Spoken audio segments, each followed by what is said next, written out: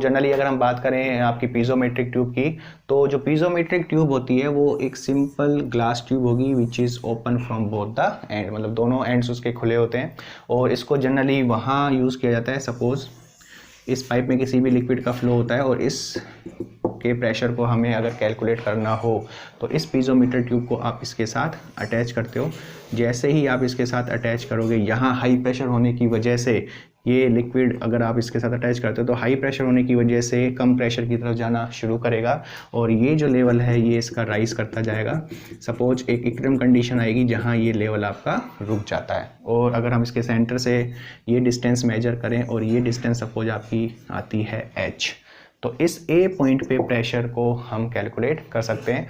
Generally यहाँ पे अगर प्रेशर को कैलकुलेट किया जाए तो ये जो प्रेशर की इक्वेशंस दी जाती है, it is P equal to rho into ji into h, मतलब h हाइट की वजह से यहाँ पे कितना प्रेशर होगा वो आपका डिपेंड करता है इस इक्वेशन से, P equal to rho into ji into h. और ये जो प्रेशर होता है वो जनरली आपका होता है गॉस प्रेशर, क्योंकि जब हम हाइड्रोस्टैटिक लॉ से वैल्यूज़ को कैलकुलेट करते हैं कि किसी भी पॉइंट पे प्रेशर को कैसे कैलकुलेट किया जाए, तो वहाँ से ये जो इक्वेशन निकल के आती है P equal to rho g h, वहाँ हम जनरली एटमॉस्फेरिक प्रेशर को जीरो ट्रीट करते हैं, यानी जो प्रेशर नापा गया है वो एज एक तरह से एटमॉस्फेरिक प्रेशर से ही नापा गया है, तो उस प्रेशर को ही हम बोलते हैं गॉस प्रेशर। और इसका अगर आपको डेरिवेशन देखना है तो इसके लिए लिंक आपको डिस्क्रिप्शन बॉक्स में मिल जाएगा। पीजोमेट्रिक ट्यूब के कुछ डिसएडवांटेज हैं, उसकी वजह से ही आगे मॉडिफिकेशन से हम यूट्यूब मैनोमीटर्स या डिफरेंशियल मैनोमीटर्स को यूज़ करते हैं। जनरली अगर हम इसके डिसएडवांटेज की बात करें तो सबसे पहला जो इसका डिसएडवांटेज होता है कि ज़्यादा हाई प्रेशर को हम इस पीजोमीटर ट्यूब से कैलकुलेट नहीं कर सकते, तो क्योंकि ज़्यादा अगर हाई प्रेशर होगा तो लिक्विड इससे बाहर निकल जाएगा, यहाँ आपको ट्यूब्स की लेंथ काफ़ी ज़्यादा रखनी पड़ेगी जो आपकी कॉस्टली हो सकती है। दूसरा इसका जो मेन ड्रॉबैक है कि आप पीजोमीटर से किसी भी गैस के प्रेशर को कैलकुलेट नहीं कर सकते, क्योंकि जैसे ही आपने अगर यहाँ से वॉल खोला तो ये सारी की सारी गैस यहाँ से एस्केप कर जाती है। तो जो पीजोमीटर ट्यूब है which is not use to calculating the pressure of the gases.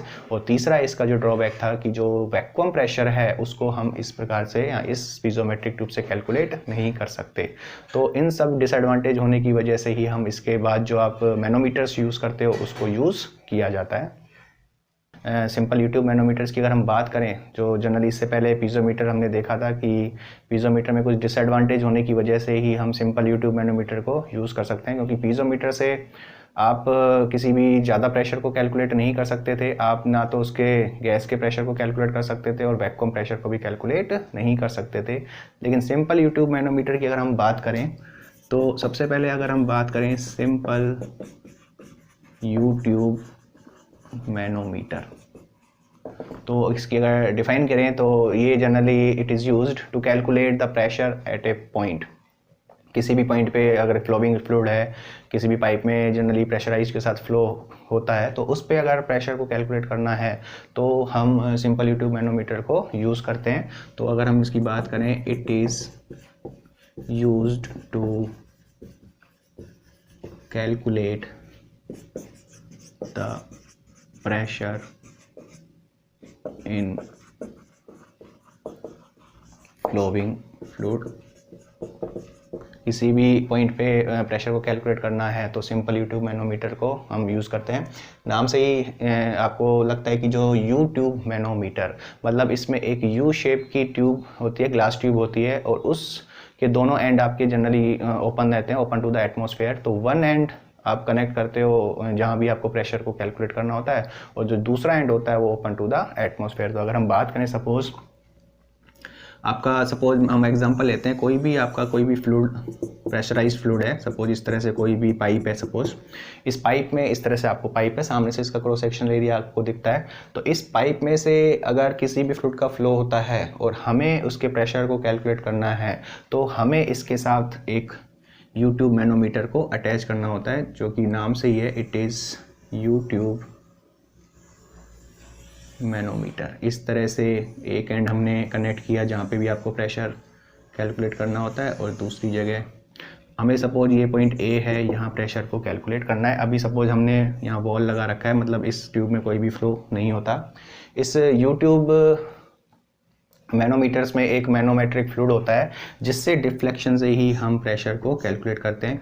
तो जनरली सपोज अगर हम माने यहाँ पे आपका एक मैनोमेट्रिक फ्लूइड है जो आपका जनरली मरकरी होता है, और भी लिक्विड्स यूज़ कर सकते हैं लेकिन मरकरी को ज़्यादा यूज़ किया जाता है क्योंकि इसके कई सारे एडवांटेज है, वो भी हम पहले तो बात करें। अगर हम इस मैनोमीटर में किस प्रकार से इस कैलकुलेशन की जाए इसके प्रेशर की, तो सपोज अगर हम बात करें, जैसे ही आपने यहाँ वॉल खोलोगे, हाई प्रेशर होने की वजह से ये लिक्विड रश करेगा लो प्रेशर की तरफ, तो ये लिक्विड इधर आना शुरू करेगा और ये जो लिक्विड है इस मैनोमेट्रिक फ्लूइड के ऊपर एक फोर्स को एग्जर्ट करेगा, क्योंकि यहाँ प्रेशर ज़्यादा है, यहाँ प्रेशर आपका एटमॉस्फेरिक प्रेशर है जो कि यहाँ के प्रेशर से कम है। तो ये जो लेवल है, ये लेवल जनरली ये वाला जो लेवल है ये आपका प्रेशर एग्जर्ट होने की वजह से नीचे की तरफ जाएगा और ये लिक्विड इधर राइज होना शुरू करेगा और इस फ्लूइड को एग्जर्ट करेगा, और जितना लेवल ये फ्लूइड का डाउन हुआ था उतना लेवल ये यहाँ पे आपका राइज कर जाएगा।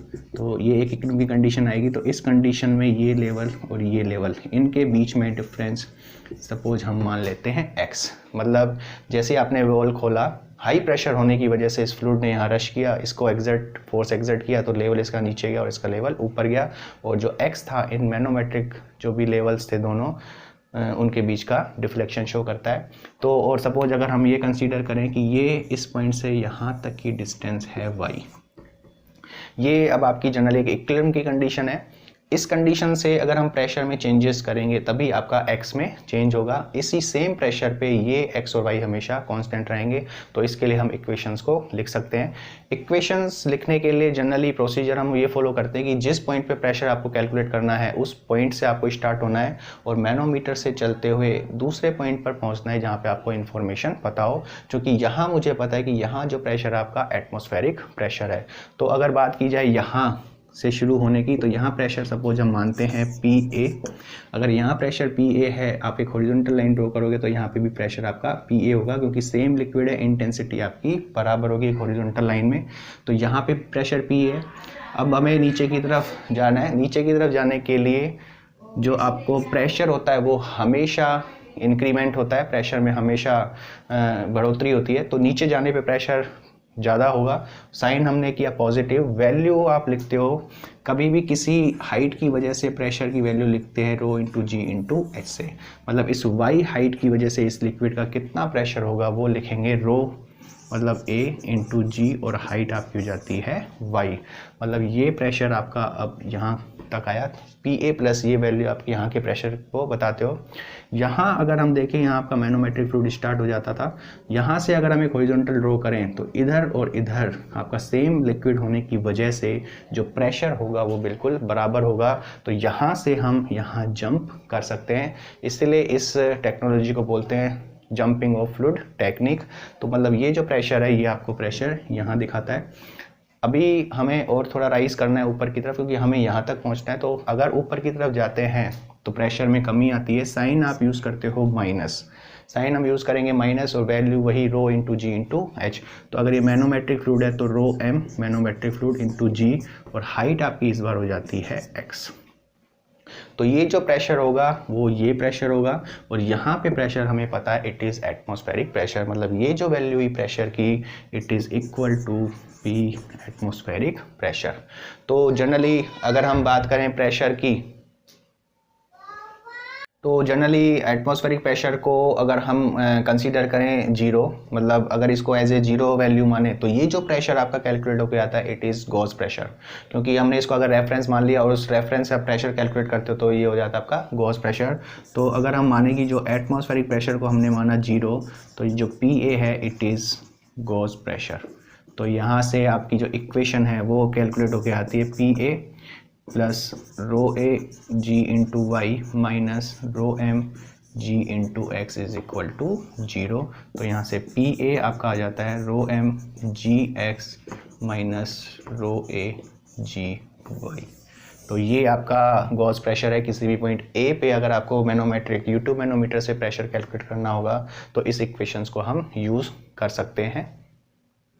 दूसरा, अगर हम प्रेशर हेड की टर्म्स में इक्वेशंस को कैलकुलेट करना चाहें, सपोज हम मान लेते हैं कि जो फ्लूइड है इसकी डेंसिटी रो है, तो अगर यहाँ पे प्रेशर PA है तो यहाँ पे जो प्रेशर हेड होगा वो PA अपॉन रो जी होगा। तो प्रेशर हेड की टर्म्स में अगर हम इक्वेशंस बनाएं, अभी हमने प्रेशर्स की टर्म्स में इक्वेशंस देखी थी जिसकी जो वैल्यू आती थी न्यूटन पर मीटर या सेंटीमीटर स्क्वायर में। तो अगर हम बात करें प्रेशर हेड से, अगर यहाँ पे प्रेशर हेड की बात करें तो ये प्रेशर हेड आपका PA अपॉन रो जी, ये प्रेशर हेड होगा। हेड की टर्म्स में ही अगर हमें कैलकुलेट करना है तो नीचे जाने से साइन हमें पता है प्लस, क्योंकि इस बार हम वैल्यू कैलकुलेट करते हैं इन टर्म्स ऑफ हेड, तो यहाँ हेड PA अपॉन रो जी, और ये आपका सेम लिक्विड है तो इसकी जो डेप्थ है हेड है ये आपका सीधा का सीधा दिया हुआ है y से, तो यहाँ वैल्यू लिख देंगे y, क्योंकि हम इस लिक्विड के हेड के टर्म्स में इक्वेशंस लिख रहे हैं तो y इसी लिक्विड का है तो एज इट इज़ y आएगा। यहाँ पे ये प्रेशर हेड, यहाँ प्रेशर हेड बराबर होगा, यहाँ तक हम जंप कर सकते हैं। इसके ऊपर जाने से मुझे पता है कि जो प्रेशर हेड में कमी आएगी तो साइन हो जाता है माइनस, लेकिन यहाँ वैल्यू है x की, जो कि x है वो एक डिफरेंट लिक्विड है जो कि मैनोमेट्रिक फ्लूइड है, पर मुझे जो प्रेशर हेड है वो इस लिक्विड के टर्म्स में लिखना है। तो हमें यहाँ पे अगर x हाइट की वजह से, इस लिक्विड की x हाइट की वजह से जो प्रेशर है वो इस लिक्विड की कितनी हाइट के बराबर होगा वो हमें देखना होगा। और जनरली इसके लिए हम यूज़ करते हैं, हमने पहले भी डिस्कस किया था, S1H1 बराबर S2H2। तो यहाँ से अगर ये A लिक्विड है तो यहाँ हमने लिखा SA, HA is equal to, ये मैनोमेट्रिक फ्लूइड है तो SMHM। तो अगर मुझे इस A लिक्विड की हाइट देखनी हो x के कितने बराबर होगी तो यहाँ से HA is equal to SMHM upon SA। तो x अगर इतनी हाइट है तो HA ये इस हाइट के बराबर होगा। तो यहाँ मैं इस लिक्विड की x हाइट को चेंज करूँ इस लिक्विड की टर्म्स में, H equal to SM into HM की जगह हम रखेंगे x अपॉन SA, और यहाँ पे एटमॉस्फेरिक प्रेशर की वैल्यू हम 0 लेते हैं तो यहाँ से PA upon rho g pressure हो जाता है। तो आप PA upon rho g equal to SM into x upon SA minus y, इस इक्वेशन से हम प्रेशर हेड की टर्म्स में भी आंसर दे सकते हैं। तो चलिए बात आज करते हैं हम एक इम्पोर्टेंट टॉपिक की जिसको आप बोलते हो differential manometer. Fluid mechanics subject का काफ़ी इंपॉर्टेंट टॉपिक है और कई सारे क्वेश्चंस बनते हैं। तो बात अगर हम करें डिफरेंशियल मैनोमीटर की तो इसको डिफाइन किया जाता है, it is a device which is used to calculate the difference in pressure between two points of same liquid or different liquid in a flowing liquid। मतलब कोई भी फ्लोइंग फ्लूइड में अगर हम दो पॉइंट कंसीडर करें और उन दोनों पॉइंटों के बीच में प्रेशर में कितना डिफरेंस है उसको कैलकुलेट किया जाए, तो उसके लिए हम यूज़ करेंगे आज डिफरेंशियल मैनोमीटर को। और जो डिफरेंशियल मैनोमीटर की बात करें, अगर हम बात करें डिफरेंशियल मैनोमीटर की, तो इसको आप डिफाइन करते हो, इसको हम डिफाइन करते हैं, it is used to calculate the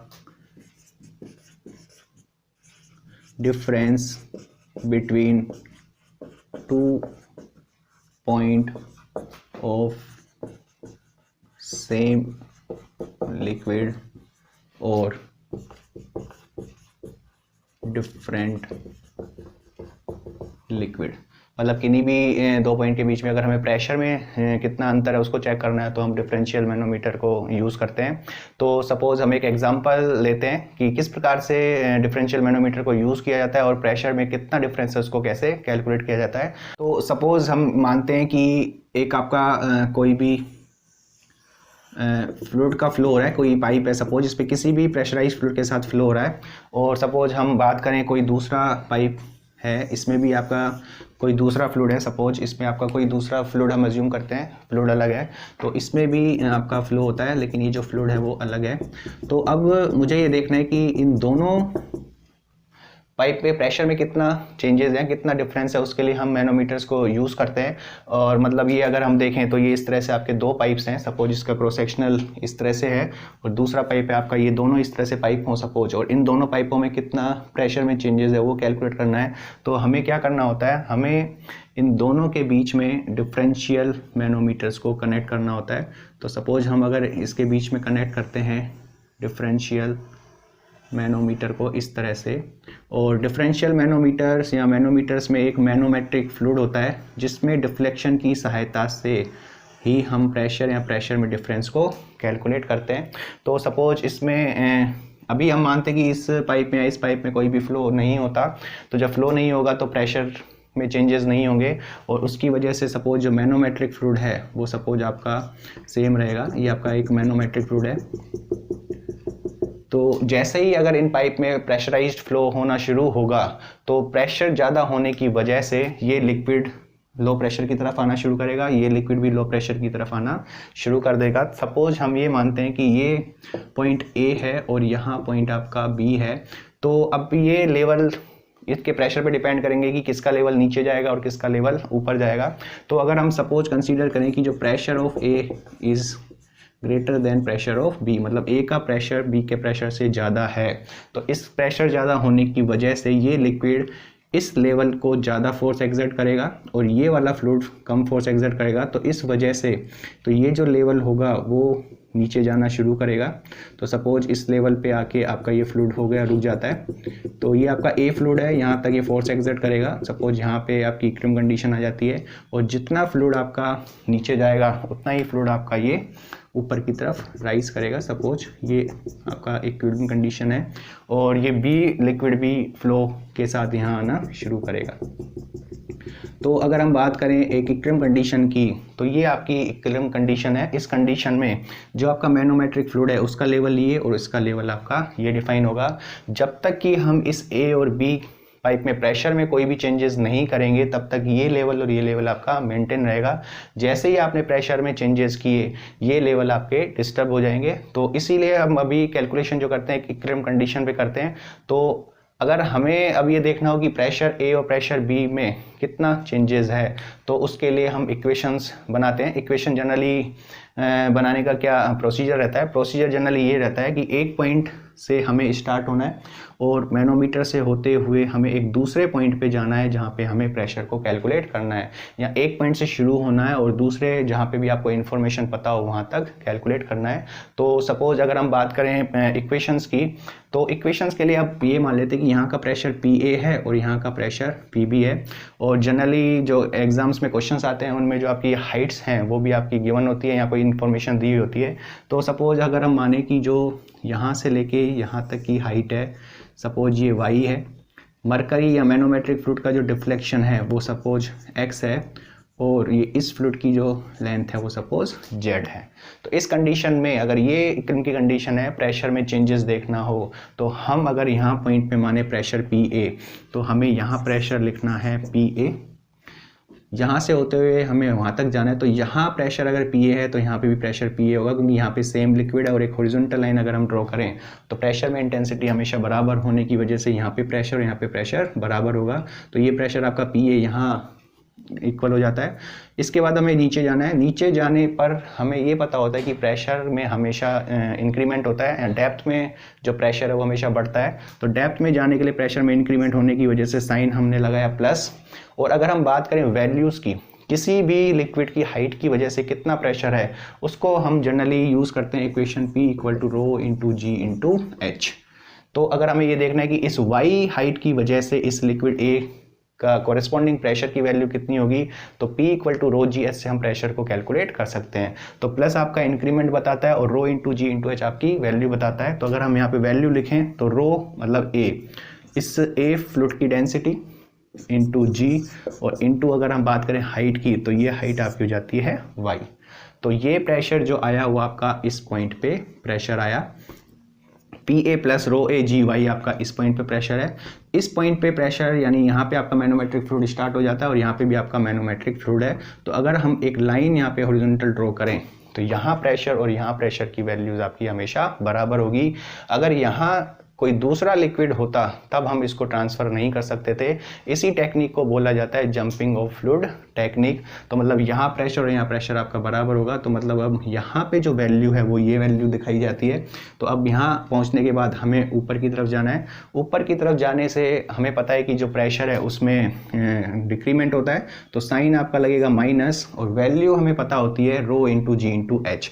लेकिन इस बार जो वैल्यू होगी रो वो अलग होगी। तो ये मैंने माना ये कोई मैनोमेट्रिक फ्लूइड है जिसकी स्पेसिफिक ग्रेविटी मैंने मान ली SM, तो ये आपका हो जाएगा रो m इंटू जी, और ये हाइट आपकी हो जाती है इंटू x।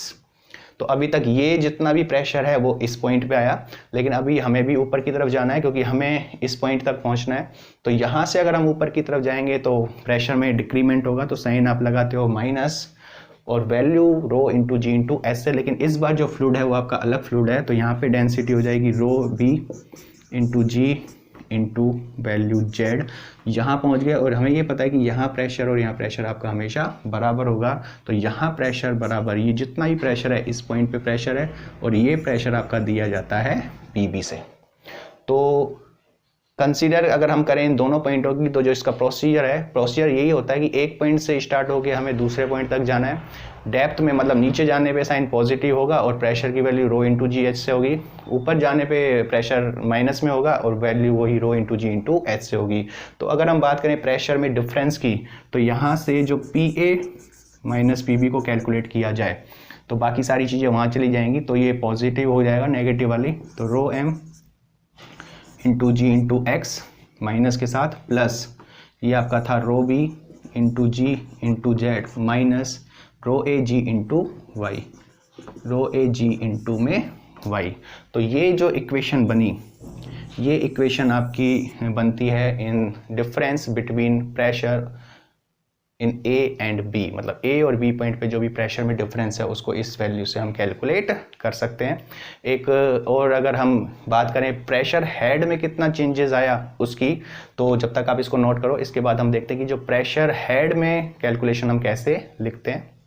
तो बात अगर हम करें प्रेशर हेड के इक्वेशंस के बारे में, तो प्रेशर अगर आप पी से डिफाइन करते हो तो पी अपॉन रो जी जो होता है वो प्रेशर हेड होता है। तो अगर हम प्रेशर हेड को कैलकुलेट करना चाहिए प्रेशर हेड में कितना डिफरेंस है, और उसके लिए जनरली हम ये मानते हैं कि जो ये फ्लूइड और ये फ्लूइड आपका सेम फ्लूइड है। तो सेम फ्लूइड है तो उस केस में जो डेंसिटी ऑफ ए है मतलब रो ए और रो बी आपस में बराबर, तो ये हम मान लेते हैं रो। प्रेशर हेड डिफरेंस कितना है सेम लिक्विड की अगर हम बात करें, तो यहाँ से इक्वेशन हम रिड्यूस कर सकते हैं P A minus P B is equal to rho M G x. Rho B और रो ए अगर रो के बराबर हैं तो यहाँ से रो इंटू जी हम कॉमन कर सकते हैं, ब्रैकेट में आपका हो जाता है जेड माइनस वाई। तो अगर बात करें जेड माइनस वाई की, तो वाई बराबर होता है आपका जेड प्लस एक्स। तो यहाँ पे जेड प्लस एक्स के साथ z minus y equal to होता है माइनस एक्स। तो मतलब ये वैल्यू जो होगी माइनस एक्स की होगी। तो ये वैल्यू अगर हम बात करें P A minus P B is equal to rho M G X minus rho into ji into में एक्स। तो ये P A minus P B अगर प्रेशर डिफरेंस है तो P A minus P B upon rho G जो होगा वो pressure head difference होगा। मतलब इनमें अगर हम रो जी से डिवाइड करें, तो रो जी से अगर डिवाइड करें तो P A minus P B upon rho G बराबर, इसको हम डिवाइड करें अगर रो जी से तो जी से जी कैंसिल हो जाता है, तो ये बच जाता है और एक्स कॉमन आके आपका अंदर बच जाता है रो एम अपॉन रो, और यहाँ पे अगर रो जी से डिवाइड करें तो 1 माइनस 1। तो हाल फिलहाल जो ये इक्वेशन है ये आपकी हो जाती है प्रेशर हेड डिफरेंस की is equal to x rho m upon rho minus 1। Generally ये इक्वेशन आपकी डेंसिटीज़ की टर्म्स में है, और जो इंपॉर्टेंट इक्वेशंस है वो जनरली स्पेसिफिक ग्रेविटी में दी जाती है। तो इसके बाद हम बात करते हैं कि जो स्पेसिफिक ग्रेविटी में इसको कैसे रिड्यूस किया जाए, इसको कैसे लेके आया जाए। तो यहाँ अगर हम बात करें इस इक्वेशन की, ये इक्वेशन आपकी है P A minus P B upon rho g is equal to x. अगर हम बात करें इस रो एम, इसको हम अगर डिवाइड कर दें रो वाटर से, नीचे आपका रो है इसको हम डिवाइड कर दें रो वाटर से, मतलब दोनों डेंसिटीज़ में मैंने वाटर की डेंसिटीज़ का डिवाइड किया -1। तो रो मरकरी या manometric fluid upon rho water, इसी को हम बोलते हैं स्पेसिफिक ग्रेविटी। उसको इसी प्रकार से डिफाइन किया जाता है, it is the ratio of density of fluid to the density of water. तो यहाँ अगर इसको हम H माने, जनरली H से दिखाया जाता है प्रेशर हेड डिफरेंस को, P A minus P B upon rho G, यहाँ हो जाता है एक्स, ये हो जाता है आपका एस एम मतलब मैनोमेट्रिक फ्लूइड की स्पेसिफिक ग्रेविटी, ये हो जाता है एस मतलब जो लिक्विड फ्लो करता है उसकी स्पेसिफिक ग्रेविटी -1।